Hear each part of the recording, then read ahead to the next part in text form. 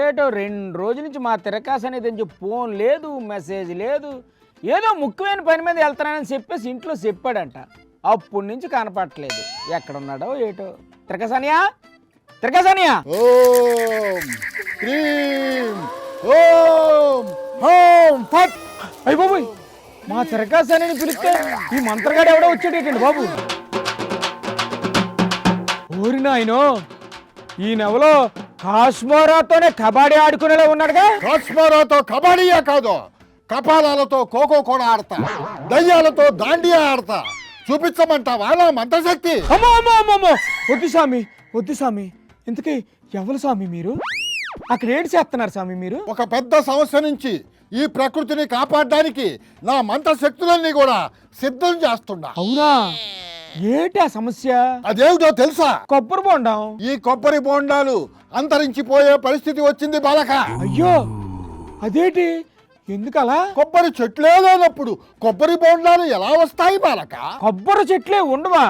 అసలు మ్యాటర్ ఏంటి స్వామి? ఓం హ్రీం హ్రీం ఓం. తగిలింది, గట్టిగానే తగిలింది. ఏం తగిలింది స్వామి? ఈ చెట్టుకి దిష్టి తగిలింది, ధర దిష్టి తగిలింది. చెట్టుకు దిష్టి తగిలిందా? ఎవరి దిష్టి తగిలింది? పక్క రాష్ట్రం వాళ్ళ దిష్టి తగిలింది. ఈ ఒక్క చెట్టుకే కాదు, ఇక్కడ ఉన్న చెట్లన్నిటికీ దిష్టి తగిలింది బాలక. చెట్లకు దిష్టి తగలడం ఏంటి స్వామి? ఎవరు చెప్పారు మీకు? రుజువులు కావాలా?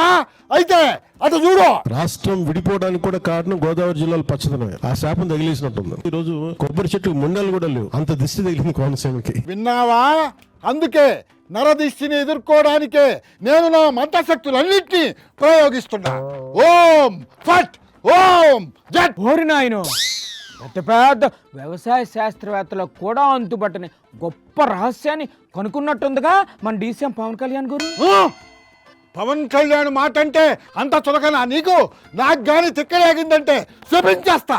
ఏమనుకుంటున్నావు? ఓకే ఓకే, మరి ఇప్పుడు ఆ దిష్టిని ఎలా నిర్మూలిస్తారు స్వామి మీరు? ఆ నరదిష్టిని ఎదుర్కొనేందుకు నా మంత్రశక్తులన్నీ ప్రయోగించి ఒక అద్భుతమైన విరుగుడు కనిపెట్టా. ఏంటి స్వామి ఆ విరుగుడు?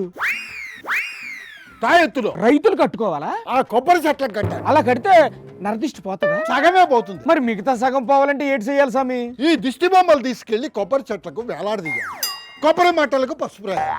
చెట్టు మొదట్లో కుంకుమతో ముగ్గేసి అందులో 2 నిమ్మకాయలు 3 జీడి గింజలు పెట్టాలి.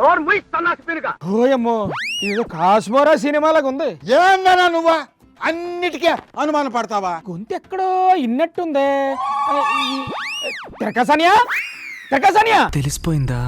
అమ్మ తిరకాసు, మంత్రగాడి యాసం వేసుకొని కొబ్బరి చెట్లకు దిష్టి తగిలింది, ఉసిరి చెట్లకు ఉసురు తగిలింది అంటూ అప్పటి నుంచి నా బుర్ర తిన్నది నువ్వేనా? ఎంతకు తెగించవని నువ్వు? అది కాదు జోగన్న. పవన్ కళ్యాణ్ లాంటి గొప్ప నాయకుడు చెప్పిన అంత ముఖ్యమైన విషయాన్ని వెరైటీగా ప్రజెంట్ చేద్దామని ఈ వేషం వేసుకుని ఇక్కడికి వచ్చా. ఎట్లా ఉందన్నా నా గెటప్? అప్పటి నుండి నీ ఓవర్ యాక్షన్ చూడలేక ఇక్కడ నా బుర్ర ఈటెక్కిపోయింది. నీకు కూడా దిష్టి తగిలిందేమో జోగన్న. ఒక తాయితు కట్టుకుంటా. దిష్టి తగలడం అనేది ఒక నమ్మకం తిరగాసన్నయ్య. దానివల్ల చెట్లు ఎండిపోవు, ఏదో తెగులు వచ్చి ఉంటది, దానికి తగ్గ మందు కొడితే సరిపోద్ది అంతే. అవునా? అంటే పవన్ కళ్యాణ్ సార్ చెప్పిందంతా చూస్తానా?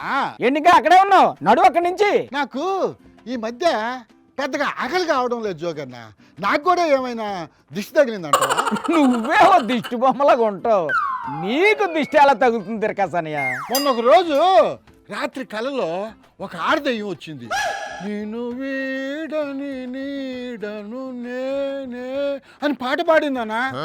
అప్పుడప్పుడు నా చెవుల్లో నక్కలు ఊ అని ఓవేసినట్టుగా సౌండ్ కూడా వస్తుందనా.